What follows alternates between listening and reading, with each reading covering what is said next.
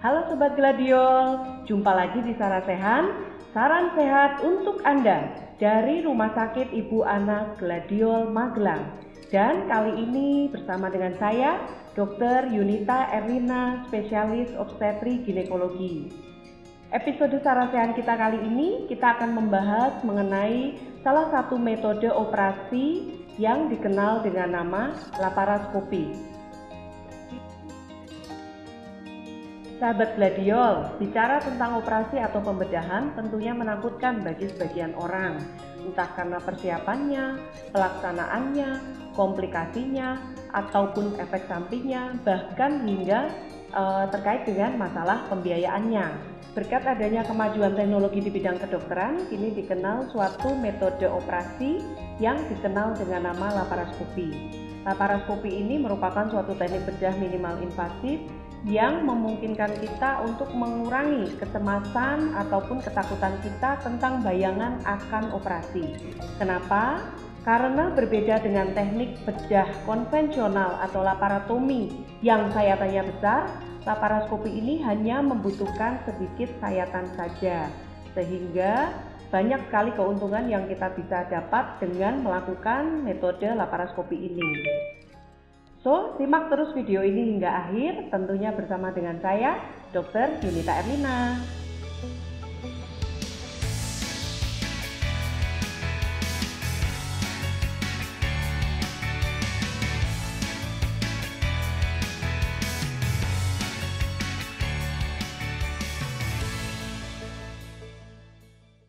Oke, sahabat Gladiol. Sebelum kita bahas lebih lanjut tentang keuntungan-keuntungan laparoskopi, yuk kita simak dulu seperti apa sih teknik operasinya. Jadi prosedur ini dilakukan dalam bius umum.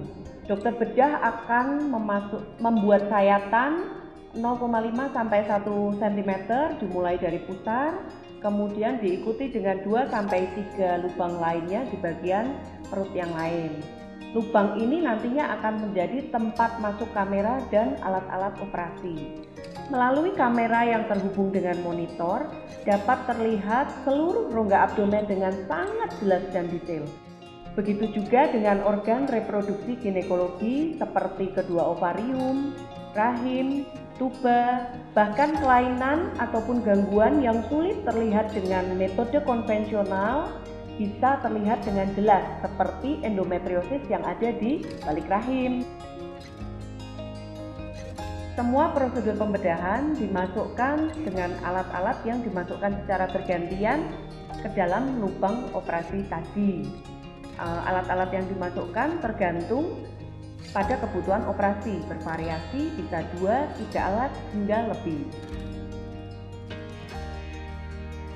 Dan lanjut yuk mengenai keunggulan laparoskopi.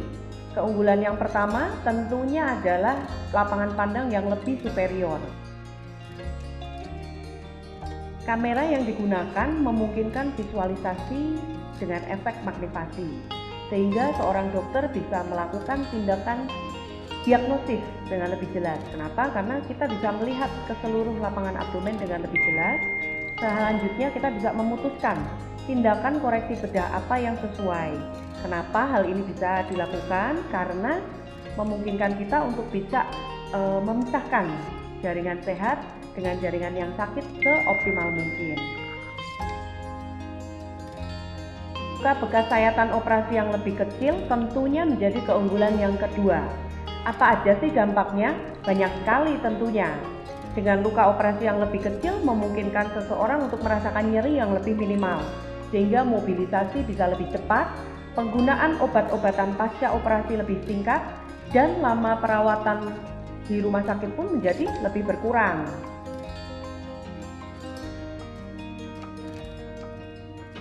Kemungkinan terjadinya infeksi akibat luka operasi maupun akibat lamanya perawatan di rumah sakit juga otomatis menjadi jauh lebih minimal.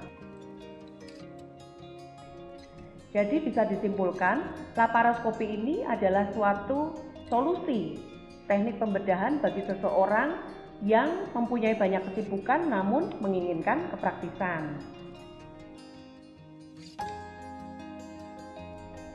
Keunggulan penting yang ketiga adalah minimalnya jaringan parut yang dihasilkan. Jadi seandainya estetika menjadi salah satu alasan untuk dilakukannya operasi, tentu saja laparoskopi ini menjadi lebih superior dibandingkan teknik atau metode bedah konvensional. Ya, sahabat gladiol, tadi sudah dibahas tentang keunggulan-keunggulan laparoskopi. Pada kasus-kasus apa saja sih laparoskopi ini bisa digunakan? Yang pertama, operasi pengangkatan tumor pada daerah kandungan seperti kista pada ovarium atau sel telur. Kemudian pengangkatan mioma pada rahim. Selain itu, laparoskopi juga bisa digunakan untuk pengangkatan rahim itu sendiri. Kemudian yang selanjutnya bisa juga digunakan untuk prosedur sterilisasi tuba. Yang berikutnya, operasi laparoskopi ini bisa juga digunakan untuk menangani kasus-kasus kegawatan pada kehamilan. Contohnya pada kasus-kasus kehamilan ektopik atau kehamilan di luar kandungan. Nah, yang belakangan ini sudah marak dan sering sekali direkomendasikan adalah pada kasus-kasus infertilitas. Kenapa? Karena melalui laparoskopi ini kita bisa mendiagnosis, mendeteksi apakah ada kelainan pada tuba. Bagaimana koreksi yang bisa kita lakukan? Selain itu, kita juga bisa melakukan koreksi terhadap kasus-kasus endometriosis.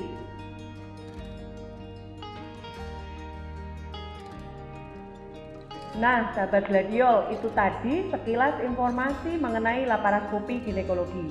Bagi yang membutuhkan informasi lebih lanjut bisa menghubungi rumah sakit kami.